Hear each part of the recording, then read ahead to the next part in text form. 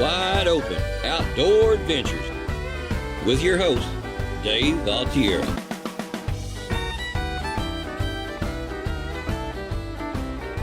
Today we're going to talk about the things that you're going to want to do when you buy a new bay boat to get it dialed in and get it rigged right. It's go time, baby. So when you get something new, you got to work out the kinks, dial it in to be on your game. Hey guys, Dave Altiero at Wide Open. We're going to fish Nighthawk Bay and then we're going to cruise over to PETA. Drift fishing coming your way. Buckle up. I want to talk to you just real quickly about this Lowrance. I put some Navionics, which is chart software, and you can see the canals here of where we're actually leaving. But the main thing I wanted to point is I'm right here and I'm coming down this canal here and I've marked this out so I can get out to the ICW. So these GPS units are just evolved and changed so much. Yeah, you know, these islands here where all the fingers are, where the inlets and people's houses are, you got no wake zone. And these flats right on this side here are really, really skinny. And you got to worry about too is how to pop out in the ICW.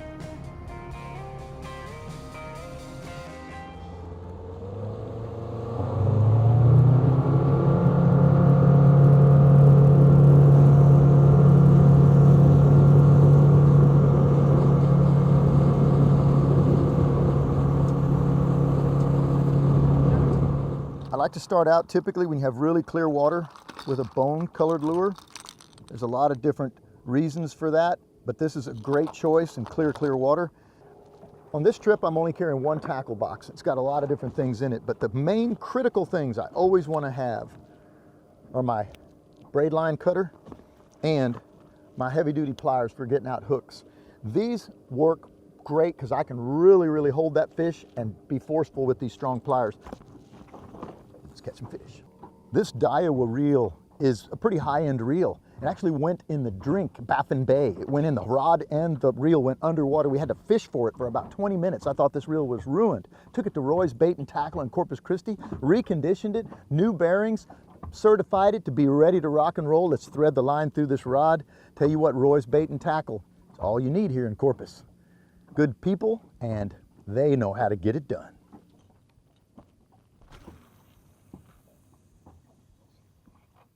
Something's around it.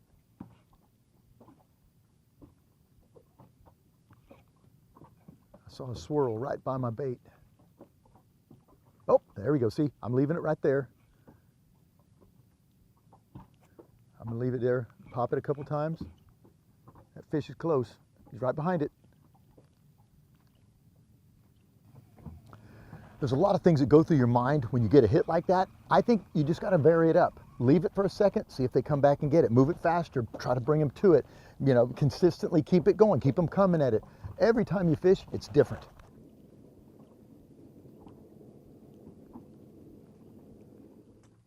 Oh, kick the lure in the air. Oh, fish on. Now what I did there is I kept moving it. I didn't let him kind of be the boss. Oh, nice. Little up and in. Oh, good trout. Look at the colors on this fish. That's what I'm talking about. Look at that pretty trout. This is the first fish caught with the new Fat Cat 21 Manta Ray. I think the DBS graphics made this fish bite. And look, top water right there. Both hooks in the mouth. 3 hook treble, and I got 2 hooked in them. A good fish right here. And this fish has got a lot of green on it. So you can see that green, that hue of the green, that shows that this fish has been feeding down in the grass. Beautiful, healthy yellowmouth. That's why I fish. Topwater is my favorite thing to do, drifting the flats. Cool, baby. Do you fish Corpus Christi? Click subscribe. We'll make you a better angler. Got out here on the flats. We're just outside of PETA Island. It's about 2 foot of water right here. We got a new Fat Cat 21 Manta Ray, and I'm going to talk to you a little bit about the things that I like to do when you get a brand new boat. Typically, you think the boat's going to be dialed in. It's not. You got to make a list. So hopefully this YouTube segment's going to give you ideas when you get a new boat, things that don't leave you surprised on the water, okay? So let's talk about a few of the things that I think are critical.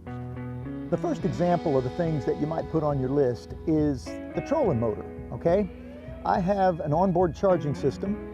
I have an iPilot automatic trolling motor that has a remote control. You're going to want to make sure you understand how the trolling motor, this 24-volt system, is set up. When I first got this boat in the water, I put the trolling motor down and I had to kind of figure out how to deploy it so the propeller fits nicely and it doesn't hit on the casting platform. So I had to figure out how to deploy, how to pull it back in and mount it. And then when I first tried to power it on, it wouldn't power on.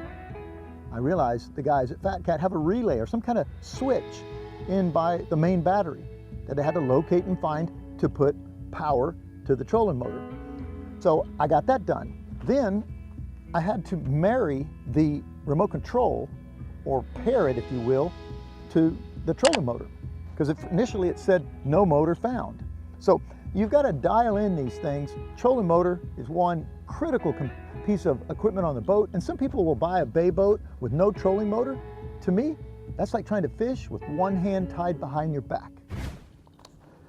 I caught that good trout and I put the power pole down, and what I'm going to do now is I'm going to fan this area. I'm going to cast in a pattern. I'm going to work all of this water and then move down about 30 yards, power pole down, and do it again. If I don't get anything, I'm going to keep drifting and not be stopped. But when you catch a fish, there could be more fish right there. All right, be ready, brother. Up, fish off. Wait, no, he's on. I think it's...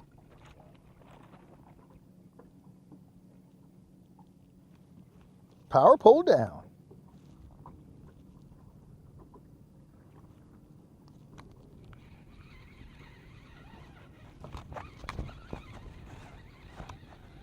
Small fish, but sometimes you want to reel real slow. I don't know how well I've hooked him.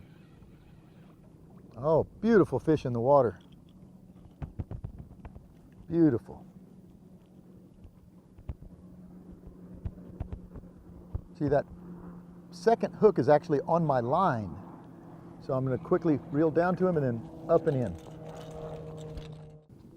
I love it. Fat Cat boats put rod holders on my casting deck. I can just slip the rod in. All right, so we got a slightly undersized, 15 inches is what they need to be, but look at the health of this fish. I mean, just a beautiful, beautiful fish. It's about 14 inches. They have to be 15 or more to keep them for eating, but a beautiful fish caught here in the Corpus Christi area. Oh, yellowmouth.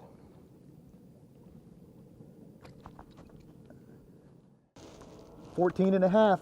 He'll go back to fight another day. Beautiful fish. He had a little aggression, just like me. Let's get back out there. The next thing you'll put on your list is, where do you lay out your gear on your boat? A lot of these bay boats, like this Fat Cat boat, have compartments, storage areas on the boat. So where's your life jackets going to be? Where's your throw cushion going to be? Where's your emergency equipment going to be? It needs to be in one place where you know where it is, because when things happen, they're not good, you need to be on it and be able to get to them quickly. The other thing you're going to want to do is try to sort of set up your boat. Where's the live well going to be? Where are you going to keep fish? Are those designed for that? Well, do they have drains? Can you put a plug in there? What kind of oxygen or diffuser, air diffuser system you're going to have to keep your bait alive? It takes some thinking to go through the process to make sure these things are dialed in. So the other item that you're going to want to think about is, where am I going to keep my drinks and my food? I need a cold ice chest of some sort. Some boats end up having a big ice chest on the bow, kind of an eyesore and also in the way. This Fat Cat boat has a huge, beautiful open bow. I like to keep it that way. So I've designed my choice of where ice chests are so they have a place. While we're in the subject of things to have, you want to make sure that you have your safety gear. You want to make sure that you have all the things that the Texas Parks and Wildlife says that you need if you have a safety stop on the water.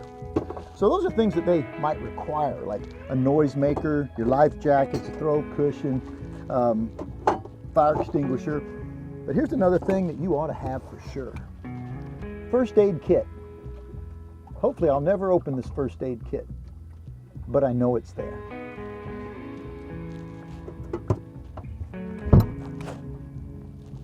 Knowledge is power. Stay with us, more to come.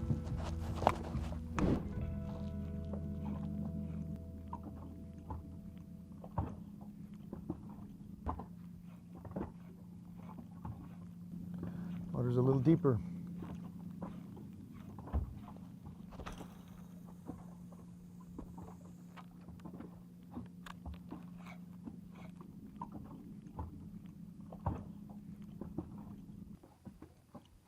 Some people think when they buy a new boat it's dialed in. It's not. Fish on the wide open. I like to come down when I get a fish on so that I can up and in him. Another trout. This flat here outside of Peta, on just this side of Nighthawk, it's had some beautiful fish. Leopard fish. Green, been eaten down in the grass. If he makes 15 and a half, I'll keep him and he'll be lunch. Yeah. What I want to talk about now is something that I think is super critical for safety. This is my safety kit right here. And you can see I bought a plexiglass, or plastic box in this case, that has a seal around it. So the top has a seal around it. And it has nice clips to really be long term. So what do I have in here? What is this really for? This is a survival kit, okay? I bet me and a fishing buddy could survive 4 days on the food in here. And I have a lot of water stored on the boat too, water bottles. So if we got in a situation where we have flame out, motor won't start, and we're in a place where nobody goes by hardly ever, and we're out of cell phone range, we don't have the satellite phone, we basically have sardines, we have tuna fish, we have a can opener, we have Vienna sausages, and basically that's it, and different varieties of sardines for a little diversity. So all protein, and this can keep you alive if you get yourself in a bad situation. So hopefully I don't use this, but it's going to stay in this hatch right here on this boat. And I know that it's always there. So that's stuff that doesn't go bad. That's not like fruit or bread or anything like that that just has a lifespan. Knowledge is power, and wide open. Okay, so you get on the water and you sort of identify how the boat, what is its personality? How does it perform on the water? Where do you set the jack plate when you take off? You trim and tuck the motor all the way under, like you typically would? Maybe. Every boat's a little different. So you've got to experiment and dial it in so you know how things should, at least initially, work. Next thing that I think that you'll want to make as a critical component for sure is your GPS unit. This has a Lowrance Live on it. It's 9-inch. Touchscreen, it's brand new technology. However, it takes a little time for you to get your charts in there. One memory card is your Navionics charts, which I chose, so I bought that in addition to the unit. And then I gathered all my waypoints from prior trips and I moved those in on a second memory card on the bottom slot. So ultimately though, when I first turned it on, which was earlier today, I had some issues identifying where am I? Why are these crosshairs here? Where's the cursor? And why is this thing leaving kind of a little black track of wherever I go? So it's going to take some time to dial in your equipment to make sure that it's the tools that you need on the water.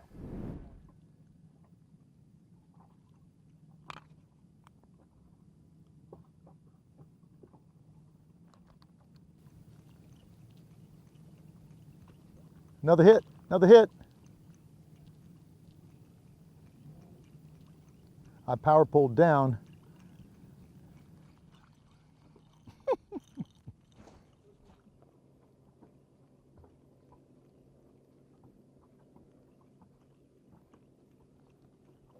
Oh, yeah! That's why we came to the flats outside of PETA.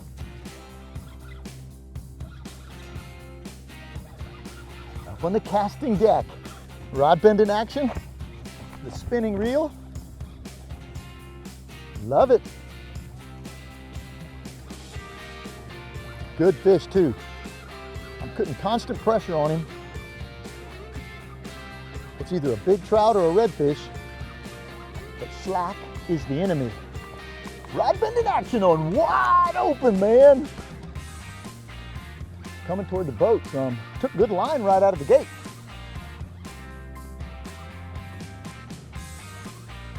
Woo! Yeah! Oh yeah, it's like a redfish. I caught him in about 4.5 foot of stained water. Moderately stained, potholes interspersed with grass. The top water is on fire.